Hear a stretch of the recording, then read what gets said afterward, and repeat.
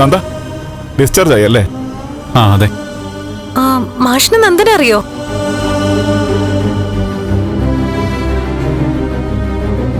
ഞങ്ങള് നേരത്തെ പരിചയക്കാരാ. അത് ശരി, അപ്പൊ നിങ്ങൾ തമ്മിൽ സ്വന്തക്കാരായി. ഞാൻ ഔട്ട്. കൊള്ളാലോ. ആ രജനി ചേച്ചി ഫോണിൽ ഇന്നലെ എന്തോ സംസാരിക്കാൻ തുടങ്ങിയിട്ട് സംസാരിക്കാനും പറ്റിയില്ലല്ലോ. ദാ പറയാനുള്ളതൊക്കെ പറഞ്ഞോ.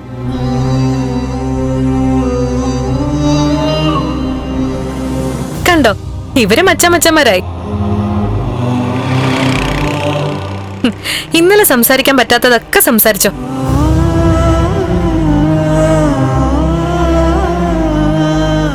ദേ ഇദ്ദേഹത്തെ പരിചയപ്പെട്ട പിന്നെ വിട്ടുകളയാൻ തോന്നില്ല. ഇനി ആരെങ്കിലും വിട്ടുകളഞ്ഞാ അത് വിട്ടുകളയുന്നവരുടെ നഷ്ടാ.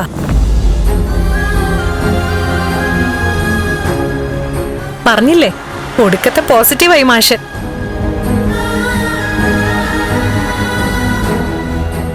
മാഷിന്റെ വാക്കുകൾ കേട്ടപ്പോഴാ എനിക്ക് പകുതി അങ്ങ് ഓക്കെ ആയത്.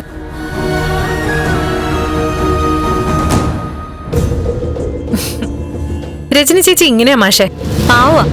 പരിചയപ്പെടാത്തവരുമായിട്ട് നേരെ വർത്താനം പറയാൻ പോലും പോവില്ല.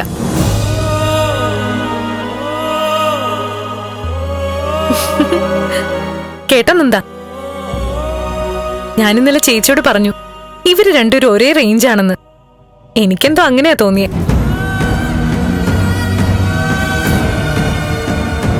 എന്തായാലും ഞാൻ പരിചയപ്പെടുത്തിയിട്ടുണ്ടേ, ഇനി നിങ്ങളായി നിങ്ങളുടെ പാടായി.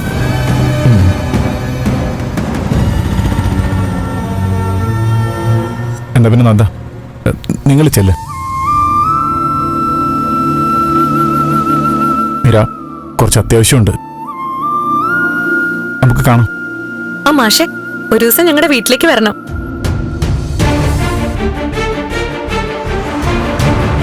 ഓ, വീടറിയില്ലല്ലേ? MLA സിദ്ധാർത്ഥൻ ചന്ദ്രത്തിന്റെ വീട് ചോദിച്ചാ മതി, ആരും പറഞ്ഞുതരും. എനിക്കറിയാം, എല്ലാം എനിക്കറിയാം.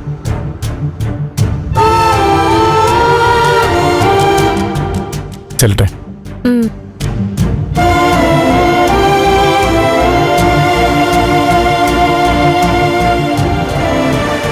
കാണാം രജനി.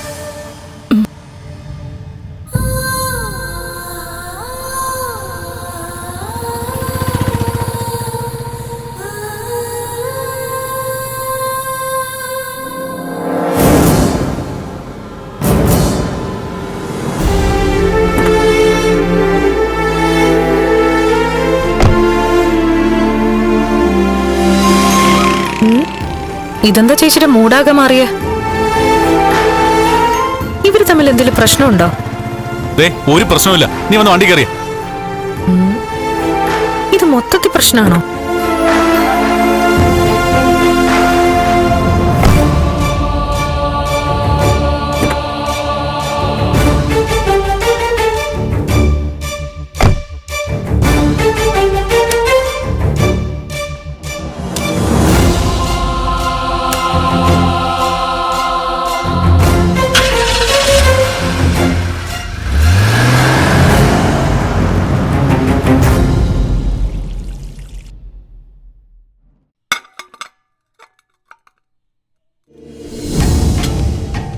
അയ്യോ, മോളാണ് അടുക്കള പണിയൊക്കെ ചെയ്തത്. ആ മീനാക്ഷി ഇന്ന് വരില്ലെന്ന് വിളിച്ച് പറഞ്ഞും കൂടിയില്ല. നാളെ ഇങ്ങോട്ട് വരട്ടെ.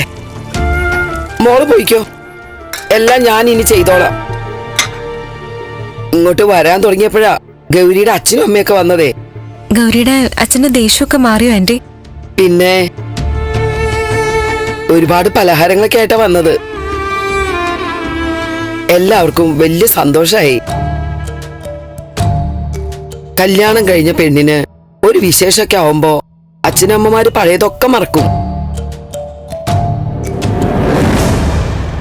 മോള് നോക്കിക്കോ, ഇവിടെ പ്രഭക്കുഞ്ഞിനും മോളോടുള്ള ദേഷ്യമൊക്കെ മാറും. അത് തീരുമെന്ന് തോന്നുന്നില്ല ആന്റി. ഒന്നിനു പിറകെ ഒന്നായി പ്രശ്നങ്ങൾ കടന്നു വരികയല്ലേ. മീരമോളുടെ കാര്യല്ലേ മോള് പറയണത്? എല്ലാം ശരിയാവും. ഇന്നല്ലെങ്കിൽ നാളെ പ്രഭകുഞ്ഞു മോളെ മരുമോളായിട്ട് സ്വീകരിക്കും. ഭാർഗവേ, ആ, വന്നതോ നട്ടുച്ചയ്ക്ക്. കാലെടുത്തു വച്ചപ്പോ തന്നെ എന്റെ കുറ്റം പറച്ചിലും പരദൂഷണവും കൊള്ളാം. അല്ല കുഞ്ഞ്, ഞാൻ നീ ഇവളെ തലയെ കയറ്റി വെച്ചോ. എന്നിട്ട് എന്നെ ഇവിടുന്ന് പുകച്ച് പുറത്ത് ചാടിക്ക്. ജോലിക്ക് വന്നതാണെങ്കിൽ അത് ചെയ്തിട്ട് മിണ്ടാതെ പൊയ്ക്കൊള്ളണം. ജോലി അടുക്കളയിലാണെങ്കിലും ഗവൺമെന്റ് ജോലിക്ക് വരുന്നത് പോലെ അവളുടെ വരവ്. ഈശ്വര, ഇനി എന്തൊക്കെ സംഭവിക്കാവോ?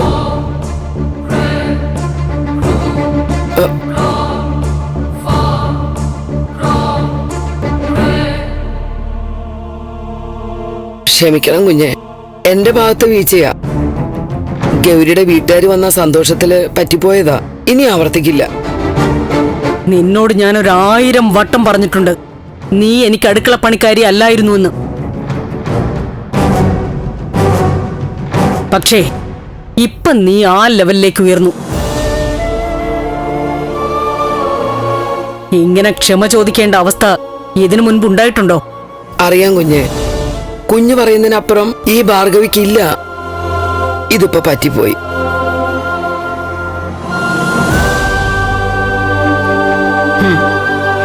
പഴയതൊക്കെ മറന്ന് ഗൗരിയുടെ അച്ഛനും അമ്മയും വന്നപ്പോ പെട്ടെന്ന് വരാൻ പറ്റിയില്ല. ഇനി ആവർത്തിക്കില്ല, സത്യം.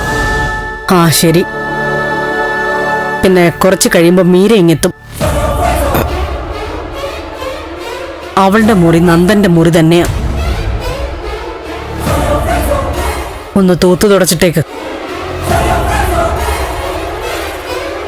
പിന്നെ ഇപ്പോഴത്തെ സാഹചര്യം വെച്ച് ഇന്നിവിടെ പലതും നടക്കും. ഒരു കൊലപാതകം നടന്നാലും നീ പേടിക്കരുത്. കുഞ്ഞെ,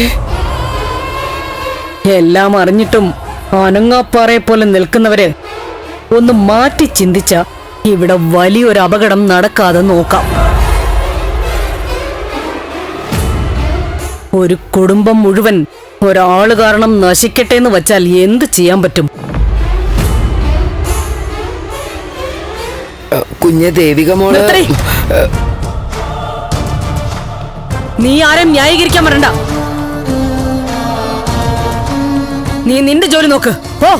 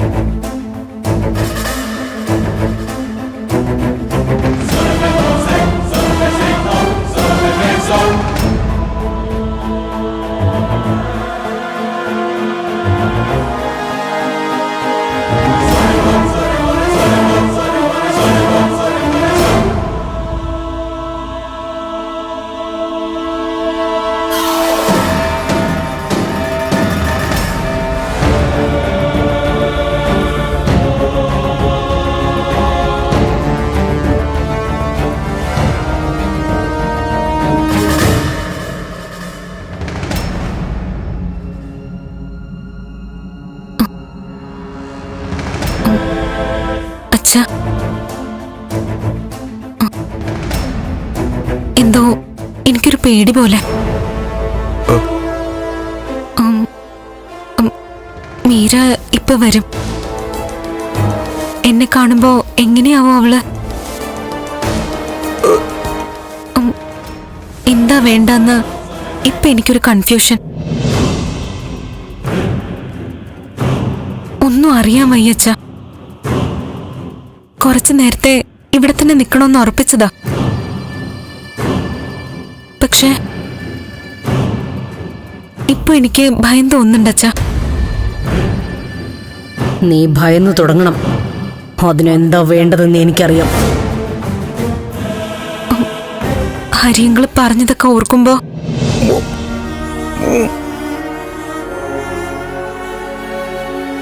ഞാൻ വീട്ടിൽ പോണെന്നാണോ അച്ഛൻ പറയുന്നേ? നീ പോണ്ട. നിന്നെ ഇവിടുന്ന് പറഞ്ഞയക്കാൻ എനിക്കാണോ മാർഗമില്ലാത്തത്? പക്ഷേ ഞാൻ പോയാ പിന്നീട് ഇവിടെ എങ്ങനെ?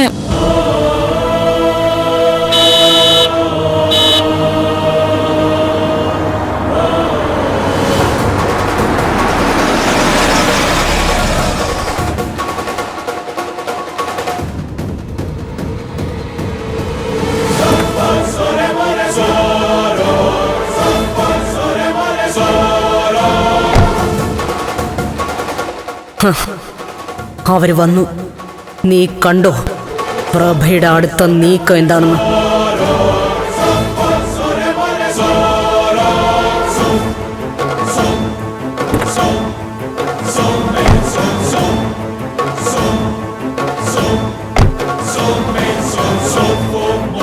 അവര് വന്നച്ചാ.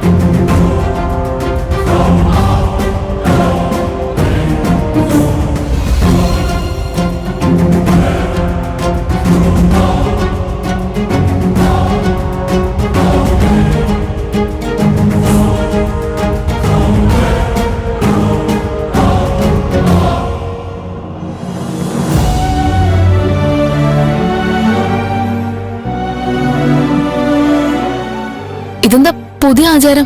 പുതിയതല്ല, പണ്ടുകാലം മുതലേ ഇങ്ങനെയുള്ള ആചാരങ്ങളൊക്കെ ഉണ്ട്.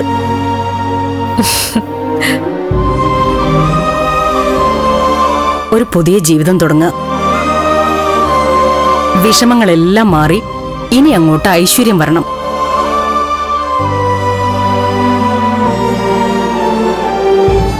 അതിന് ആരതി ഒഴിഞ്ഞ് കയറ്റണം.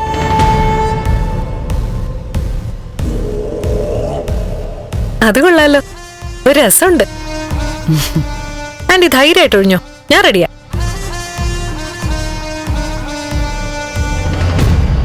നീ ഇങ്ങോട്ട് നീങ്ങി നിന്നേ. എന്തിന്?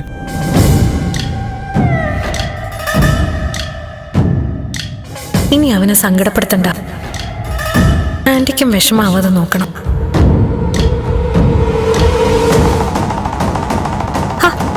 നന്ദൻ ഇങ്ങോട്ട് നീങ്ങി നിക്ക്.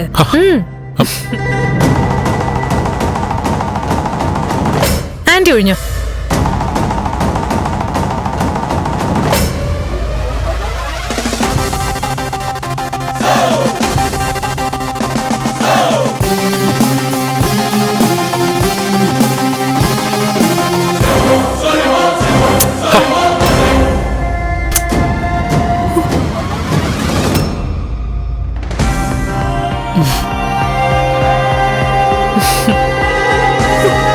Nice experience.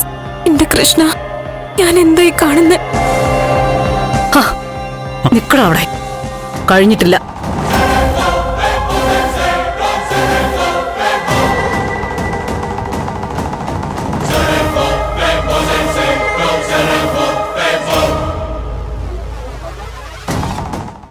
ഇനിയിപ്പോ എന്താ? നന്ദൻ ദേഷ്യപ്പെടണ്ട. അമ്മ എന്തോ മനസ്സിൽ നല്ല ഉദ്ദേശത്തോടെ ചെയ്യുന്നതല്ലേ, തടയണ്ട.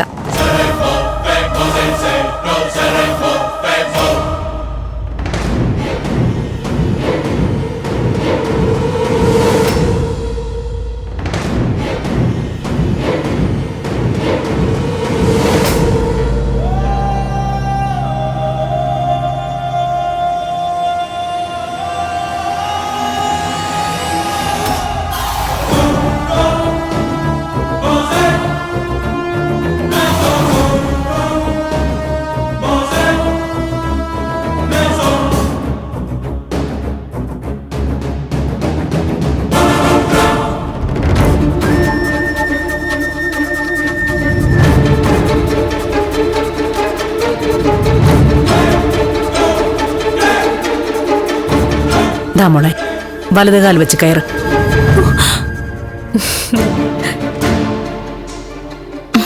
ഇതെന്താ കല്യാണം കഴിഞ്ഞ് വരുന്ന പോലെയാണല്ലോ അമ്മേ. കല്യാണം കഴിഞ്ഞതാണല്ലോ.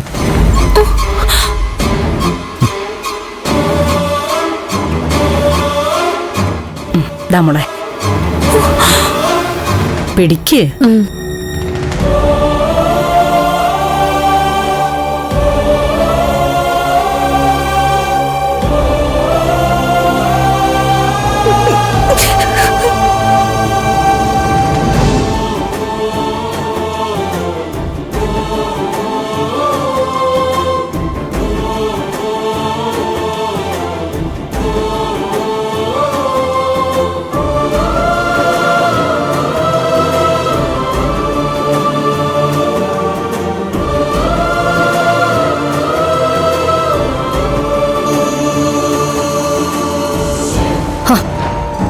കൂടെ ചെല്ലങ്ങോട്ട്.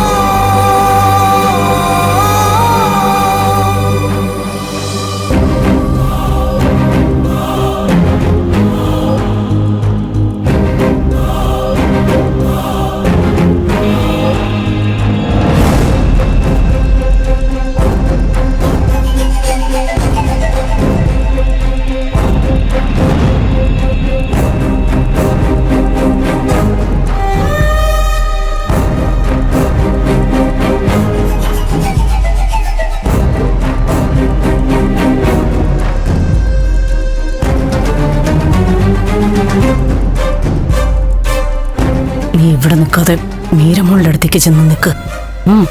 അമ്മേ, അമ്മ പൊക്കോണം എൻ്റെ അടുത്തുനിന്ന്.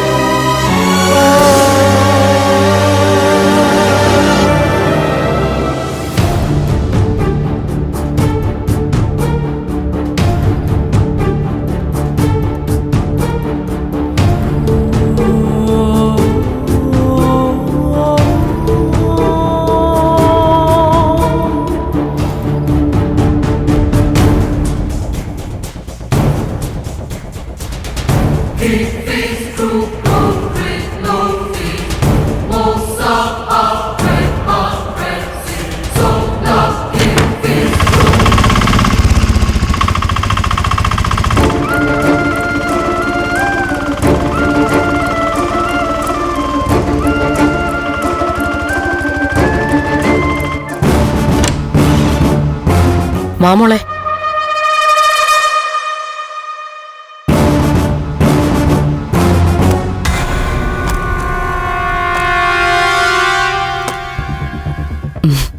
മോള് കുറച്ചു നേരം കിടന്നു.